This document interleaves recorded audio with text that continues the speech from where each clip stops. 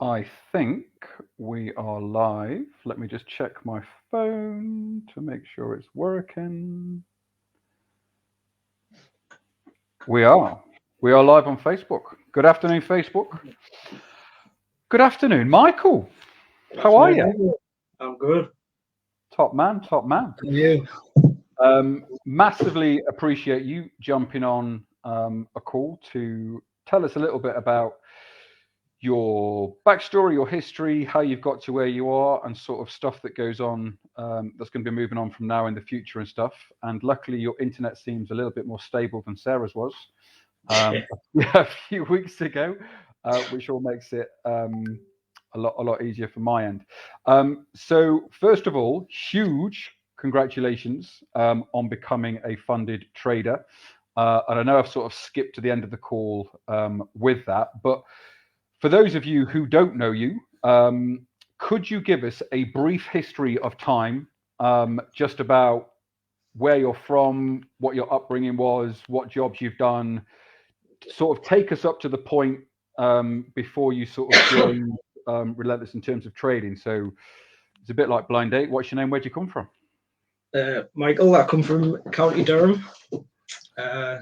School was never really my strong suit, shall we say. Okay. I mean, all right, my reports from school was always so much potential, just seems more bothered about having a laugh with his mates. Which isn't a bad thing at all. No, definitely not. So then did you do, so I don't actually know how old you are. Are you O-levels or GCSEs? GCSEs. Good lad. So was it GCSEs, A-levels, degrees, or was it GCSEs into work? What happened after school? It was GCSEs that I went to college to train to be a chef. Okay. That didn't sort of pan out. It took the fun out of cooking for us. Oh, really? Yeah, I think it was more like just the constant pressure of it all. You know what I mean? Yeah. Unbelievable. And was that is it 2 years catering college or is it longer? I think to start with, it's about 2.5 years. Yeah. Right. Okay. I didn't even finish it, to be honest. Oh, really? Yeah, I tried to change jobs, and then that sort of went downhill, and I was like, oh no, I'm done. And then I've just sort of skipped through different jobs from then. I mean, I was a cleaner. I worked with a plasterer, a builder, tiler. Yeah. I did house clearances for a while. That was an eye opener. Oh, really? That was not in a good way. No, it was like life of grime type stuff. That it was unbelievable. Hoarders and stuff. Oh yeah. Oh, really? Crazy stuff. And I'm guessing not great money either. No. I mean, there was days I got paid per job. Right. So there was days where I was coming out, I wasn't even making minimum wage. Right. Okay. I mean, it was like £5 an hour. I think it worked out what I was coming out with. Right. Not ideal. So all the way through this, is it fair to say initially you thought you wanted to be a chef, and then the realization of it wasn't the dream that you thought it would be, and then a bit of sort of bumbling from job to job after that? Yeah, I mean, I've always enjoyed cooking. It was just doing it for a job kind of took the fun out of it. Okay. And I'm all about having fun, so Yeah. I thought I can't keep doing that. But I like to think I've taken something from every job that I've done into the next one. Okay. So like chefing sort of taught us time management and stuff like that. Was good with getting used to working under pressure. Mm-hmm. And I've just sort of done it with every job. Took what I learned from it and just moved on. Okay. Pretty much. It sounds like you've got a good work ethic, though. In fairness, you've never sort of not been grafting or working at something. No, it's just mucking. Just get on with it, basically. Yeah. It's just life, innit? You just got to get on with it. So, how did you then go from all those eclectic different jobs to then getting involved in trading? I think like most people, I'd seen it on like Facebook and Instagram and stuff. Okay. People with like Lambos and things like that. It's all about the Lamborghinis and living in Dubai. So I need to get some of that. And then I think it was Matty who got me involved. Okay. The lock jammed on my back door, and I contacted about 15 locksmiths. Right. There was only Matty that got back in touch with us. Okay. As soon as he walked in, he was checking his phone for his trades and stuff, and I was just like, I've been wanting to get into that for years. What's it about? Right. And he just sort of went through everything. I think at the time I couldn't really afford to get involved like with you guys, but okay, obviously Christmas was coming up and stuff like that. Yeah. And then after Christmas, I just thought, right, I need to make the jump. I need to go in, and I did, and I've never looked back, really, to be honest. So I assume you just joined. You went through the education once, then you just became a funded trader straight away. No, definitely not. Oh. I think I blew 2-3 accounts, maybe. Okay. One of reasonable size? No, I think it was just like 100 quid a time. Okay. Still counts. And I mean, one of them was on one trade. Wow, you blew an entire account on one trade. Yeah. So someone missed the risk management. Oh yeah, I thought, right, I'm just going to go in, have a go, risk it all, just see what happens. And I think it was about 15 minutes on a gold trade. It just went, this sounds like gold. Yeah, definitely. And my heart just sank, and I thought, right, I need to get into the education a bit more here and just focus. And like I said, I sort of took myself away from distractions and everything like that, really, and just focused every day. So doing little things consistently every day. And when you say, because you properly you didn't go off grid, but you were very sort of focused on what you wanted to become, what you wanted to achieve. Because I remember you telling me that you know it was constantly listening to not just trading stuff, but personal development stuff as well. So a lot of the trading stuff, a lot of the psychology behind the trading and controlling your emotions, as well as surrounding yourself with positive people. You were listening to quite a lot of stuff on Audible and stuff, was it? Yeah, because like I'm a gardener now, so I just work with my hands. I can just have them on while I'm working. So it was just all day, just one after the other, just on repeat. Yep. Just getting it to sink in. Just was that things like the secret, or was it like trading in the zone, or was it a combination? It was one after the other, just on repeat. The secret, trading in the zone. The secret, trading in the zone. Literally those two books. just them two, just over and over. And when you first were sort of exposed to the personal development side of stuff, did you think this is mumbo jumbo nonsense and it took a while to get into it? Or has there always been that sort of that in the back of your mind, something about, you know, there's got to be more to life than what I'm doing at the moment? Yeah, I think it's always been there, really. Just constantly. And how's this been when you first got into trading? We did me and Pete did a video, I can't remember if it was this week or last week, around dream stealers and people sort of, you know, saying don't get involved in that, or, you know, the naysayers, the people who say it's a scam and stuff. Have you had your fair share of that?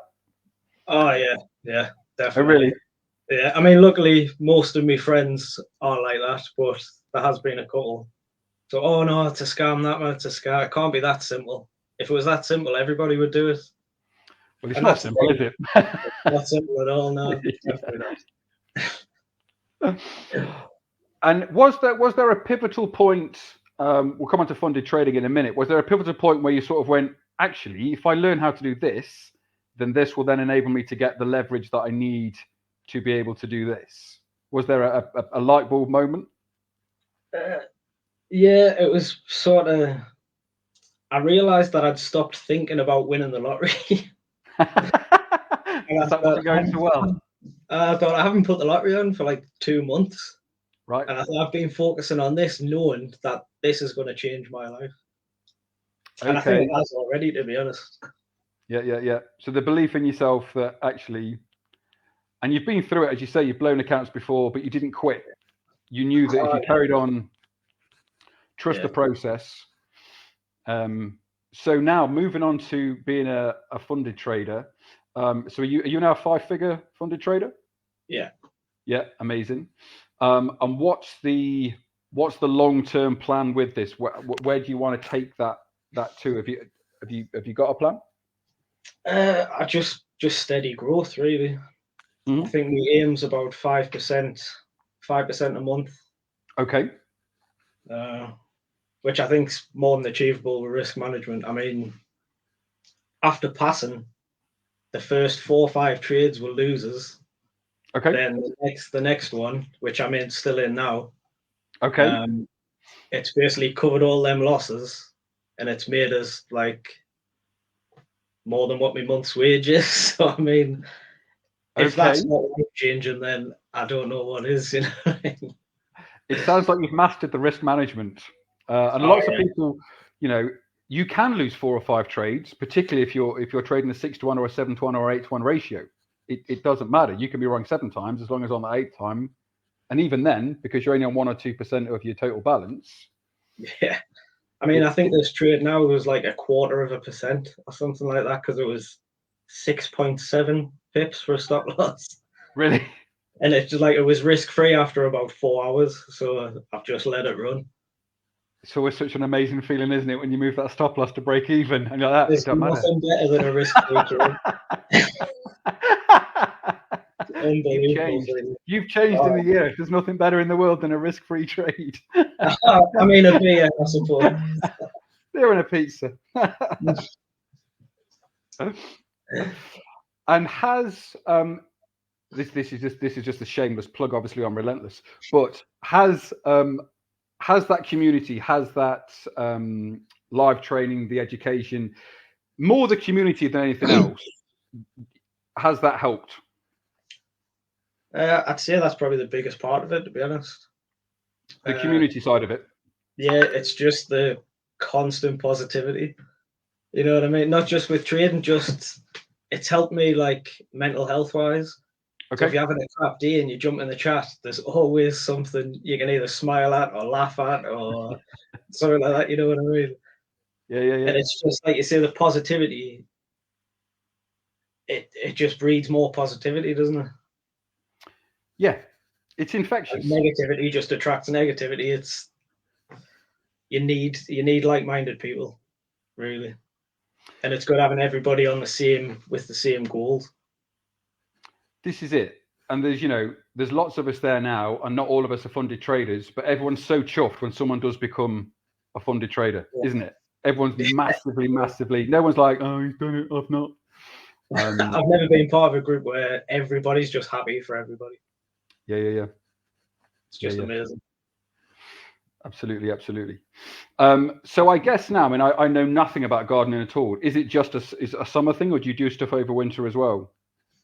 We do loads over winter. It's more like heavy cutbacks and stuff. So okay, it's not as busy, but the work's harder. Yeah. If that makes sense. Yeah. But you're able at the moment to fit your trading into the nooks and crannies of your day around your job at the moment. It can be done. Yeah.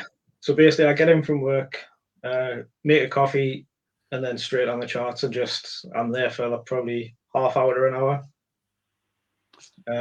And then I just use my phone to check on the trades, just constantly having a look. I mean, sometimes I try to leave it, so every hour I'll have a check.